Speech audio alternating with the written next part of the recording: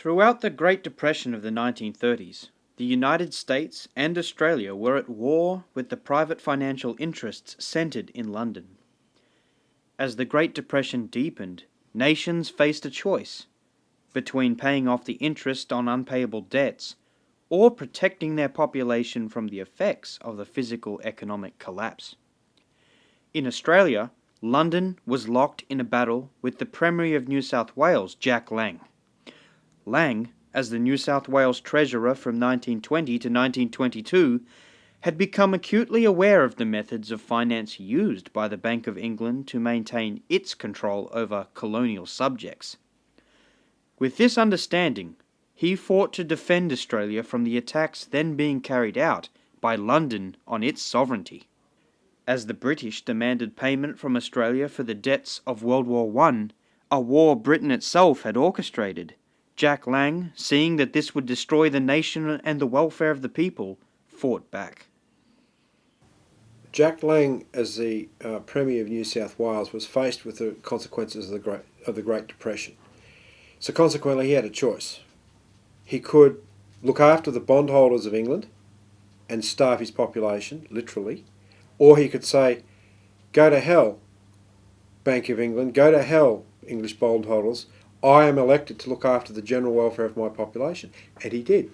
Consequently, this caused a great degree of consternation by the private banks and by the City of London, to the point that they even established fascist armies down here, like the Old and the New Guard, specifically designed to take out Jack Lang, to get rid of the guy through military force, if necessary.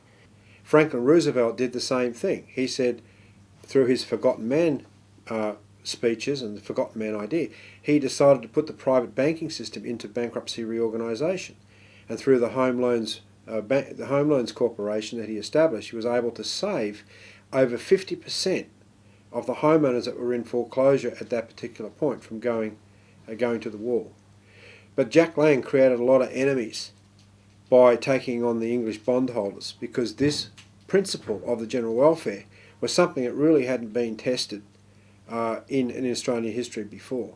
I mean, there was, within the Labor Party, the principle of having a national bank was well and truly established by the likes of King O'Malley in 1911. But the idea of actually fighting for the general welfare and putting your name on the line and calling for debt moratoriums, as he did, on the debts, and actually providing for the people first, well, that was a first in Australia. And that's why Jack Lang in the end got sacked, because it was either the interests of the empire, aka the international financiers at that point through the English bondholders and the Bank of England, or it was the general welfare. And he got sacked because he supported the general welfare. Lang's dismissal by the New South Wales Governor Sir PHILLIP threw the federal and state Labor Party into deep internal division. On the one side, the British loyalist faction insisted that the demands of Britain's oligarchs be met, even if the people starved, while the Lang faction, devoted passionately to maintaining the general welfare during the Depression years, insisted that the oligarchs should get nothing at all. Now, the actions of the private banks really enraged the population, to the point that even a Conservative government had to hold a royal commission into the role of the private banks. Now, it sort of avoided the issue, like most royal commissions do. But coming out of that royal commission, the principal issue was in fact clarified, and that is that governments have the role and responsibility to control credit and control banking practices in the country. That's a very important principle. That was the main thrust of what came out of the Royal Commission. Now, the Conservative government at that point didn't do anything about it, because they were beholden to the private banks. But what was interesting was that when John Curtin and Ben Chifley, the Labor government, came to power in 1941, John Curtin adopted the Royal Commission's findings as Labor Party policy, because what the Labor Party saw was the need for the government to control the private banking system through controlling interest rates, through controlling the amount of credit that is issued, and those sorts of issues within inside the economy. Now, that's effectively what John Curtin and Chifley did under wartime regulations right up until 1945.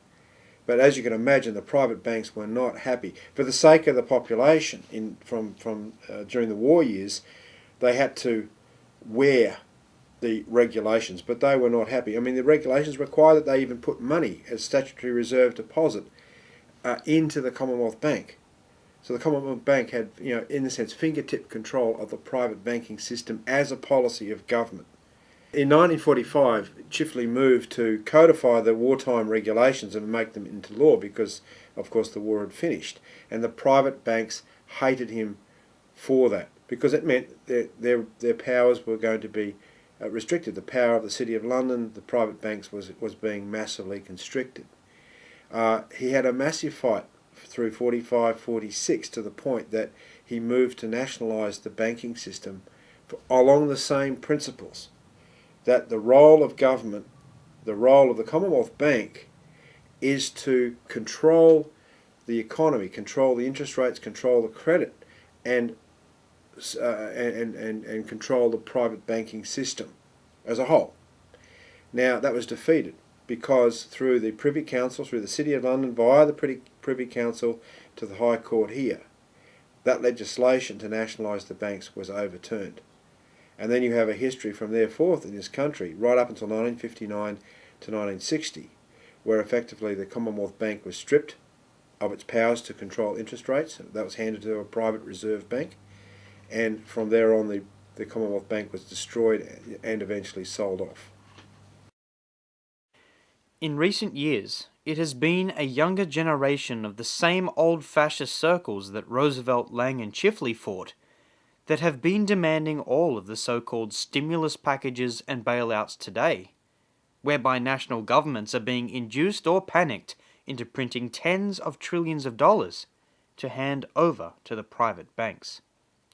These same circles have acted with their political stooges since 2007 to prevent LaRouche's essential solution from even being discussed in the seats of the US Federal Congress or in Australia's Parliament. Instead, the economic illiterates have been working hard through the night to stimulate the economy with their packages.